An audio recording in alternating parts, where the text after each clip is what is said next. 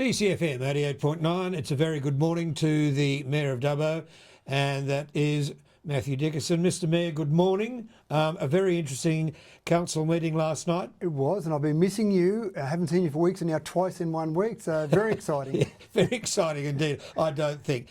And look, getting on to what happened at council last night, an important one is council are looking at trying to, I believe, dissolve the committees on multiculturalism, the committee on Sister City, the committee on the Aquatic Centre, and the list goes on. What happened?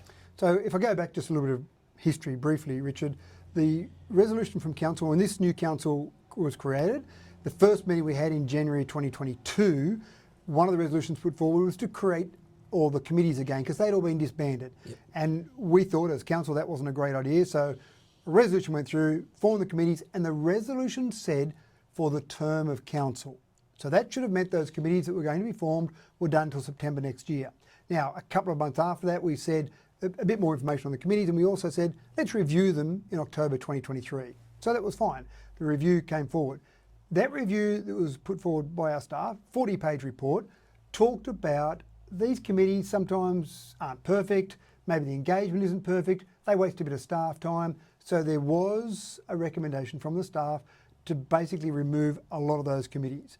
And I wasn't comfortable with that personally, but obviously I've got to live and die by council resolutions. But the majority of councillors weren't happy with that, talked about it, discussed it back and forth, and basically went, well, if they're not running perfectly, let's see if we can improve them rather than throw them out. And I use the expression, throw the baby out with the bathwater.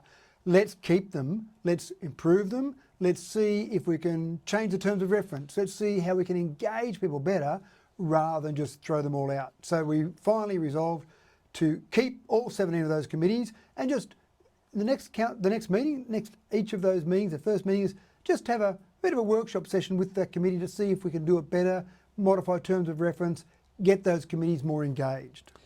Are you going to see cooperation from the staff? Look, I think our staff are excellent, and the staff can put forward their opinions, but they know that the decision-making body for council is the councillors. Is the council. That's right. The group of 10 people. You and I sitting here talking.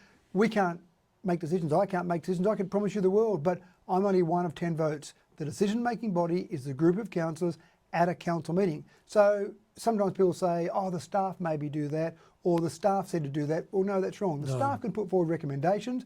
They can do the research, do the work, but the ultimate decision-making is made by the councillors. And so the councillors said, thank you, wonderful report. They all acknowledged it was a good report, but we said, let's create these for the term of council. Let's follow through on that. And then next year after the council election, then have a full review of those committees. Yeah, all right. Now, on that, we have a situation with Belgravia looking after the swimming pools in the region now. And quite frankly, it's a shambles. Well, it's certainly disappointing. I wouldn't go so far as to say shambles. It's a shambles, Mr Mayor. So I actually went down there last Saturday to have a look around. So I went in, I paid my money, went in and said, I'm just paying a spectator fee. I want to have a look around, talk to people, look at people playing on the splash pad, people in the kids' pool, people in the adult pool, stuck my hand in to see how the water was. And I just talked to a few people. There was an 18th birthday party going on, and people in general were there having a good time. Now, there have been some things that certainly have been disappointing. And one thing I noticed straight away was it looked like not enough staff. There's a certain number of lifeguards they've got to have depending on what's going on there. They have to have those lifeguards to be able to operate. So they had the minimum standard there of lifeguards, but they had one person at the entrance doing the entry and just selling the canteen goods, so selling chips and drinks, etc. That person was worked pretty hard when I went and watched there, so for my little bit of observation. So that is certainly an issue, getting enough staff. But the thing is that if we'd kept it internally managed like it was before we went out to Belgravia, so last season it was managed by our council staff. Look, I understand that. Last season you paid an enormous amount of overtime and it cost a hell of a lot of money to run those pools. I understand that. But why is it that Belgravia aren't servicing the canteen properly, aren't servicing the front entrance properly and servicing the slide properly?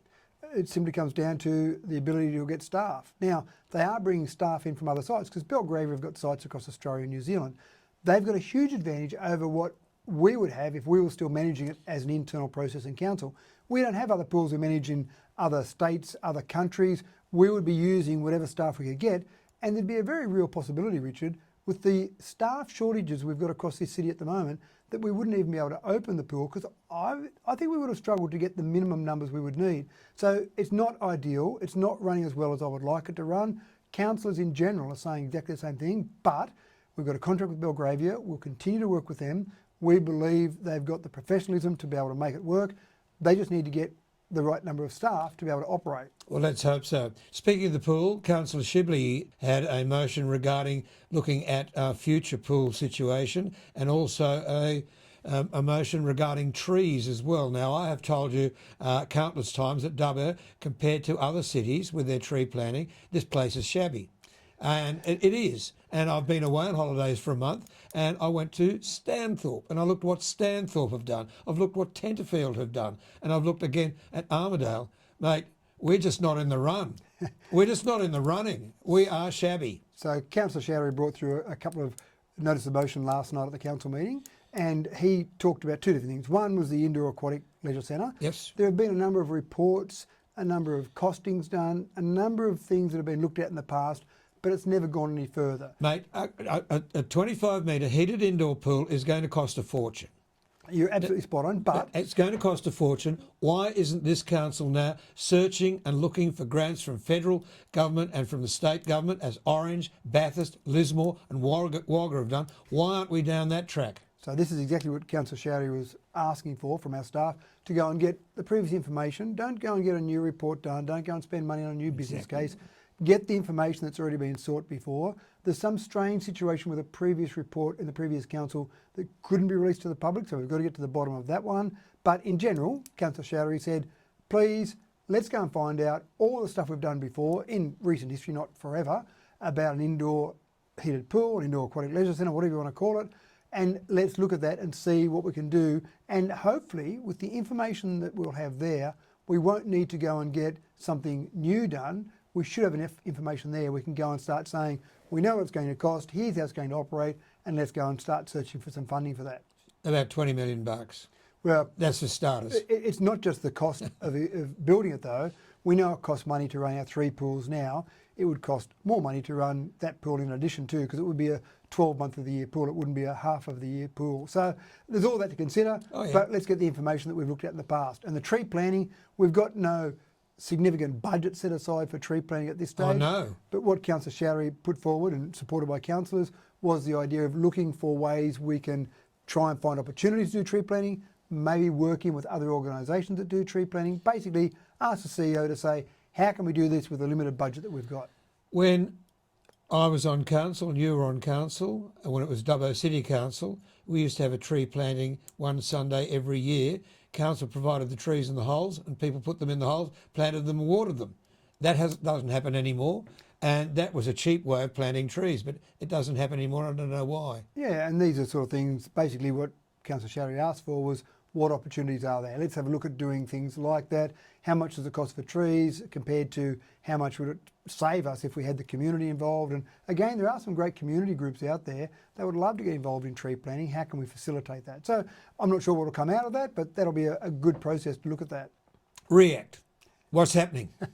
It's a good little acronym, isn't it? Yes. Councillor Ivey brought forward a notice of motion last night.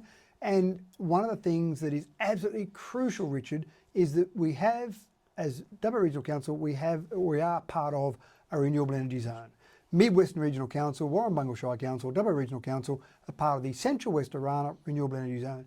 We didn't ask to be part of it, we didn't have a choice in it, but we are part of it. So let's now take advantage. What can we do to maximise the opportunity?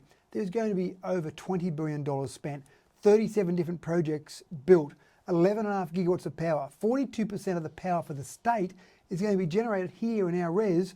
I think it's only fair and reasonable that our residents get some of the money that's generated, that's going through the area from all of that. So one of the concepts has been, we've talked about it before, some type of visitor information centre, some type of education area, and some of the proponents have talked about the requirement for training. So we need to train up people to work on some of these projects and we need to have somewhere to do that.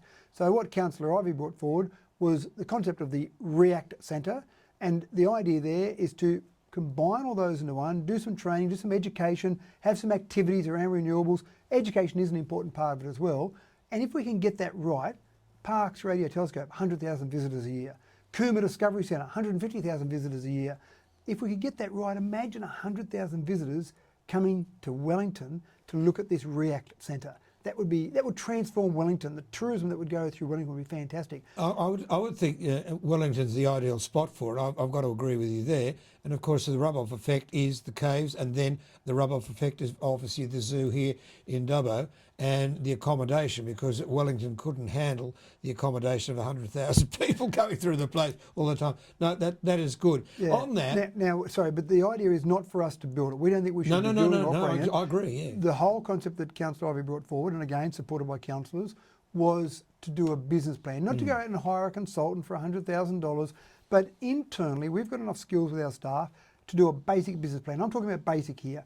I've had this discussion with people like Penny Sharp, the Minister for Energy, the proponents, so CEO of Squadron Energy I spoke with recently. So some of these different proponents, Lightsource, BP, different ones, I've talked about this concept in general terms, but what Councillor Ivey has done very cleverly is said, let's refine it, let's get a brief business plan, couple of page business plan, so next time I'm talking to the Penny Sharps of the world, then I can say, here's a concept, we can't fund it, but look at it, maybe a bit of government money, $128 million was announced recently by Penny Sharp, a bit of government money, a bit of money from some of these different proponents, or some of these proponents that have got to do training, where are you going to do that? Hold on, you can contribute to this centre and do some of the training as well. Yeah. So if we can pull this off, I think this will be transformational for the community. I couldn't agree with you more. I think it's great, I really do. But on that, I have been told reliably that the wind farm we have at the present time, when it reaches a certain level of output, and the output is not wanted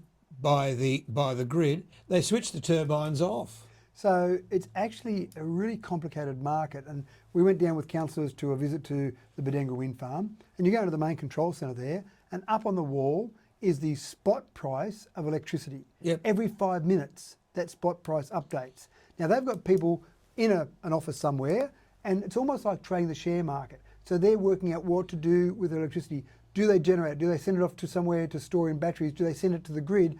And there are times that spot price on the wall goes into the negative. So and that's when they switch them off. There's no point generating if you're going to be paying money to put energy into the grid, which sounds crazy, but it varies a lot. And it can vary, as I say, every 5 minutes. It can be generating a huge amount of money or be in the negative. This is part of the incredibly complicated energy market we've got here at the moment. Yeah. One of the things that's good about that is that we'll see a couple of things happening, Richard. One will be some battery storage. So the idea would be if you've got battery storage, and think about down there at the moment at Badenga, you've got Lightsource BP on one side of the road, and they've got a solar farm, they're building a new solar farm there. On the other side of the road, you've got a large battery, a proposal for a large battery. And the idea there is when you're paying to put money into the grid, don't put it in the grid, send it to the battery. And then when electricity is very expensive and they're getting paid well, from the battery it goes off to the grid. So they're maximising their income from it. And that's good, but we've also got green hydrogen. So there are some companies who are talking about green hydrogen, maybe some land here in Dubbo, maybe out around Badenga. And again, when you've got too much power, then you can use it to produce green hydrogen, store green hydrogen, that's even better than battery storage, and then you can sell that at expensive prices. Yeah, I know, yet we're being told we might get blackouts in the summertime if we're using too much electricity. It's mind-blowing. The whole concept is just absolutely mind-blowing. You don't have the answers, I don't have the answers. But finally, very quickly, and I know this has been going when I was on council and you were on council for the first time, when are we going to get a toilet block at the Dubbo Cemetery? Well, that's another interesting one. Councillor Pam Wells has been talking about this one as well. At the moment, the budget for any work for that particular area in the next year is $33,000 that we've put aside. That's not going to buy us a toilet block. That'll buy a dunny and a system. That's about it. That's about it. Might be an outhouse. Yeah. So there's nothing in our budget at the moment for a toilet there. And again, there's been some community requests for that. That's something we've looked at, but we have made the decision in the past to say we just don't have the budget to allow for that at the moment. It's on the radar, but we need to get the money from somewhere. And the whole of council, councillors, council staff, council directors are all being told, see where we can save money, because we don't want to go through a special rate variation. We might have to go through some sort of special rate variation in the future, but if we can save money to avoid that, then we're better off doing that. All right. If you're at the cemetery, just open the car door and be careful. Find a tree. It's always good talking with you, Mr. Mayor, and we'll catch up next month. Right, thanks, Richard.